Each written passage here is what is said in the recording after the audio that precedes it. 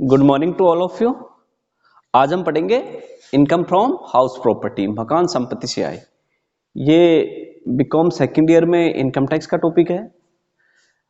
अपन क्या total income के लिए अपने पास इनकम टैक्स में 5 हेड है। Income from salary, income from house property, income from business and profession, income from capital gain और एक इनकम फ्रॉम अदर सोर्सेज। तो सैलरी के बारे में अपन ने अच्छी तरह पढ़ लिया था और अब नेक्स्ट अब पढ़ेंगे अपन इनकम फ्रॉम हाउस प्रॉपर्टी, मकान संपत्ति से आय। मकान संपत्ति से आय क्या मतलब है इसका अर्थ क्या है कि एक करदाता अपनी मकान संपत्ति को किराए पर देता है और किराएदारी से जो इनकम होती है, जो किराया प्राप्त होता है, तो वह उसकी इनकम कहलाएगी और उस मकान संपत्ति की इनकम पर उसको इनकम टैक्स देना होगा। तो ये होती है मकान संपत्ति से आय, यानी किसी अपने मकान को किराए पर उठाने से जो आय होती है, जो किराया वसूल करता है किराएदार से, तो जो इनकम होती है वो होगी मकान संपत्ति से आय। ठीक है। अब मकान संपत्ति से आय को इनकम टैक्स पर्पज से इनकम टैक्स लगाने के लिए देखा जाएगा 3 शर्तें पूरी होनी जरूरी है। कौन कौन सी देखते हैं अपन। पहले है शर्तें। कौन कौन मकान संपत्ति से आय के अंतर्गत इनकम टैक्स लगाने के लिए अपने को 3 शर्त देखनी होगी। कौन कौन सी शर्त पूरी होनी जरूरी है। एक तो मकान से आय होनी चाहिए, मकान अथवा उसके साथ लगी हुई भूमि से आय हो।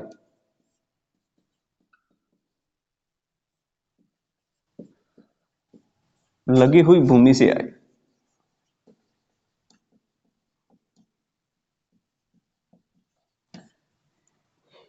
यानी मकान संपत्ति से आय के लिए जरूरी है कि मकान अथवा उसके साथ लगी हुई भूमि से आय हो जरूरी हो। जैसे मान लो कि मकान पूरा किराए पर दे रखा है और उसके साथ 1 बीघा जमीन है और जमीन का मकान प्लस जमीन दोनों एक साथ किराए पर दे रखा है, तो जमीन से जो आय होगी वो भी मकान संपत्ति से आय मानी जाएगी। और यदि उस जमीन में मकान बना हुआ है लेकिन मकान को किराए पर ना देकर केवल उस जमीन को किराए पर दे रखा है, तो उस जमीन से जो भी आय होगी वो मकान संपत्ति से आय नहीं मानी जाएगी। यानी मकान को किराए पर दे रखा है और साथ में जमीन को भी किराए पर दे रखा है और दोनों से कुल आय हो रही है वो मकान संपत्ति से आय मानी जाएगी। और यदि मकान को किराए पर ना देकर केवल जमीन को किराए पर दे रखा है, तो उस जमीन से होने वाली आय को मकान संपत्ति से आय नहीं माना जाएगा। ठीक है। अब दूसरी बात करते हैं, करदाता मकान का स्वामी होना जरूरी है।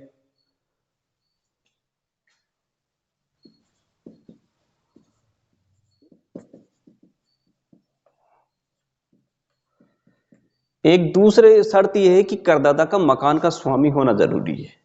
यदि करदाता मकान का स्वामी नहीं है तो वह जो किराया प्राप्त करता है मकान संपत्ति से वो उसकी आय नहीं मानी जाएगी, यानी उसका स्वामी होना जरूरी है। मान लेते हैं एक व्यक्ति है, इसने बी को 5,000 पर मंथ मकान किराए पर दे रखा है। ए ने अपना मकान बी को 5,000 रुपए किराए पर दे रखा है। ठीक है। अब बी क्या करता है, थोड़ा चालाक व्यक्ति है, इसने क्या किया, सी को यही मकान 7,000 रुपए किराए पर दे दिया। अब यहां पर मकान का स्वामी कौन है, ए 5,000 रुपए किराए में बी को दिया पर मंथ, और बी ने क्या किया, इसी मकान को सी को 7,000 रुपए पर मंथ किराए पर दे दिया। अब क्या होगा, मकान का स्वामी है ए, ये 5,000 रुपए जो इनकम हो रही है वह तो होगी इनकम फ्रॉम हाउस प्रॉपर्टी। ठीक है। जो 2,000 रुपए है income from house property head में टैक्सेबल होंगे। लेकिन बी मकान का स्वामी नहीं है, ये क्या कर रहा है, ए से ले रहा है और सी को दे रहा है, यानी इसको 7,000 माइनस 5, 2,000 रुपए का फायदा हो रहा है। तो इसके लिए 2,000 रुपए income from house property head में टैक्सेबल ना होके इनकम फ्रॉम अदर सोर्सेज में टैक्सेबल होगा। ठीक है। क्योंकि बी मकान का स्वामी नहीं है, इसलिए क्या होगा, इसकी जो 2,000 रुपए इनकम होगी वह income from other sources head में टैक्सेबल होगी। ठीक है, इसलिए दूसरी शर्त का होना जरूरी है, करदाता मकान का स्वामी हो। तीसरी है मकान का प्रयोग अपने खुद के बिजनेस एंड प्रोफेशन के लिए यूज में नहीं ले। यानी मकान का प्रयोग स्वयं के बिजनेस एंड प्रोफेशन के लिए ना ले।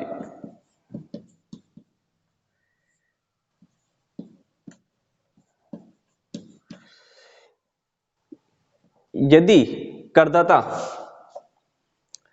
उस अपने खुद के मकान का प्रयोग बिजनेस एंड प्रोफेशन में काम में लेता है तो वह उस मकान से अगर किराए से आय हो रही तो वो मकान संपत्ति से आय नहीं मानी जाएगी। यानी मकान खुद के बिजनेस एंड प्रोफेशन के लिए यूज में नहीं लिया होना चाहिए। ठीक है, 3 शर्त जरूरी है। ठीक है, अब इसका अपन देखते हैं कि किस प्रकार इसका फॉर्मेट क्या है, इसका कंप्यूटेशन का किस प्रकार अपन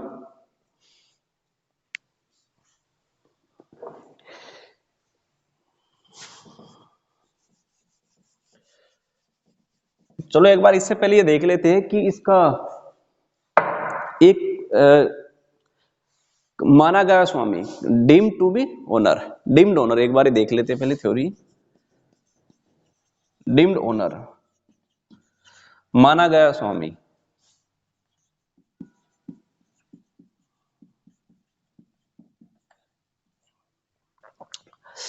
अपने सेकंड शर्त देखिए करदाता मकान का स्वामी हो। यानी करदाता अगर यदि मकान का स्वामी होगा तो ही मकान संपत्ति से आय उसकी इनकम टैक्स हेड में टैक्सेबल होगी। अब बात करते हैं कुछ ऐसी कंडीशन में यदि मकान का स्वामी नहीं होगा तो भी वह मकान income from house property head में टैक्सेबल होगा। कौन कौन सी कंडीशन है? यानी माना गया स्वामी यदि वो मकान का स्वामी नहीं होता तो भी वह मकान का स्वामी माना जाता है। कौन कौन से केस में? यदि कोई व्यक्ति अपने मकान को अपने जीवन साथी को हस्तांतरण करता है, अपना मकान क्या करता है अपने जीवन साथी को ट्रांसफर करता है।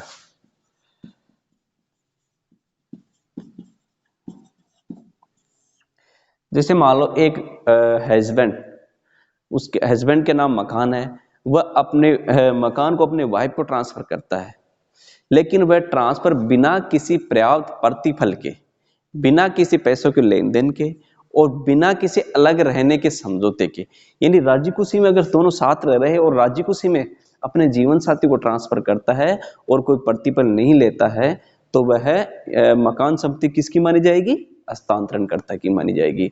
यदि हस्बैंड अपनी वाइफ को ट्रांसफर करता है तो वह हस्बैंड की मकान संपत्ति मानी जाएगी और बिना किसी पर्याप्त प्रतिफल के और बिना किसी अलग रहने के समझौते के। और यदि वाइफ यदि हस्बैंड को मकान ट्रांसफर कर रही है तो भी वह फिर क्या होगा? वह वाइफ की मकान संपत्ति से ही आई मानी जाएगी। ठीक है, और यदि मान लो जैसे अलग रहने के समझौते के अंदर जैसे तलाक हो जाता है दोनों में और उस तलाक के अंतर्गत यदि वह मकान संपत्ति ट्रांसफर की जाती है तो फिर वह हस्तांतरणकर्ता की नहीं मानी जाती है। जो वह प्राप्त करता है उसी की मकान संपत्ति मानी जाती है।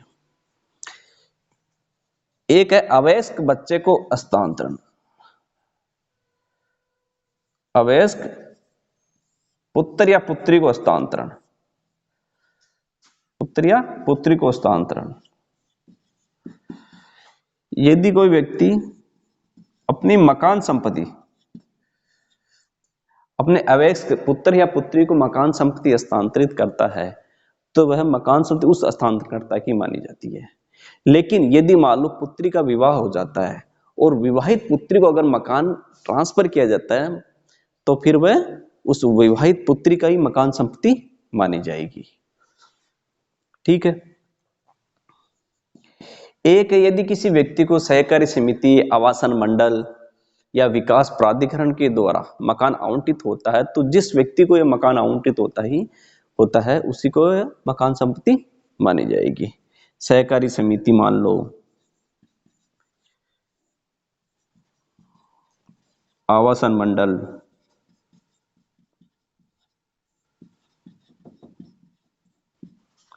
और विकास प्राधिकरण।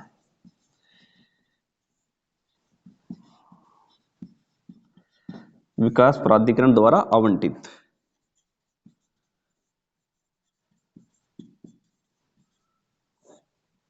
यानी सहकारी समिति, आवासन मंडल या विकास प्राधिकरण द्वारा यदि कोई मकान आवंटित होता है तो जिस व्यक्ति को वह आवंटित होता है वह उसी की संपत्ति मानी जाएगी। ठीक है। इसके अलावा हो सकता है यदि कोई व्यक्ति मकान परचेज कर लेता है और परचेज करने के बाद में कुछ पैसा तो दे देता है और कुछ नहीं देता है और उस पर अपना कब्जा ले लेता है। ठीक है। लेकिन उस वह व्यक्ति, उसका पंजीकरण उसके नाम से नहीं होता है, तो ये कोई बात नहीं। जब उसने परचेज कर लिया तो परचेजर की मकान संपत्ति मानी जाएगी, वह क्रेता की मकान संपत्ति मानी जाएगी। पंजीकरण उसका बाद में होता रहेगा, पंजीकरण हो या नहीं हो इससे कोई फर्क नहीं पड़ता है। यानी पंजीकरण नहीं होने पर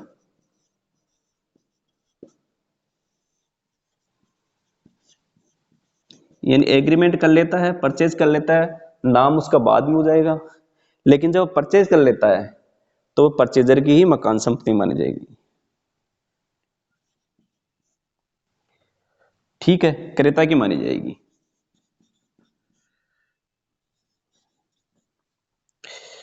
ठीक है। इसके अलावा यदि जैसे मान लो कोई मकान लीज पर मिलता है किसी व्यक्ति को, 12 साल से अधिक के लिए अगर लीज पे मिलता है तो वह उस जिस व्यक्ति को लीज पर यानी पट्टे पर मिलता है उसी की मकान संपत्ति मानी जाएगी। यानी 12 वर्ष से अधिक पट्टे पर।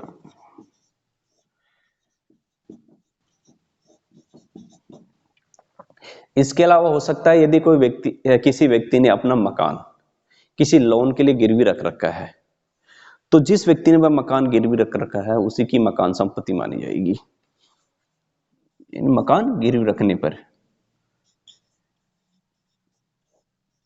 ऋण के लिए गिरवी रखने पर, ये जिस व्यक्ति ने मकान गिरवी रख रखा है उसी की मकान संपत्ति मानी जाएगी।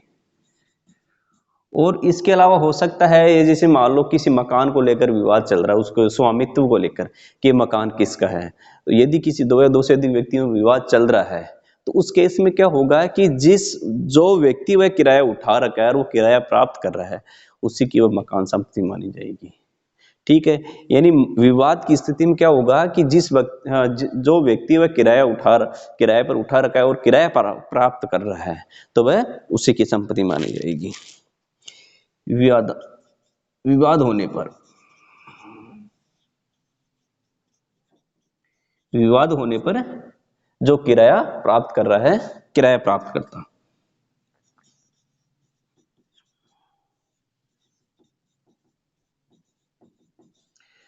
विवाद होने पर किराया प्राप्त करता की मकान संपत्ति मानी जाएगी।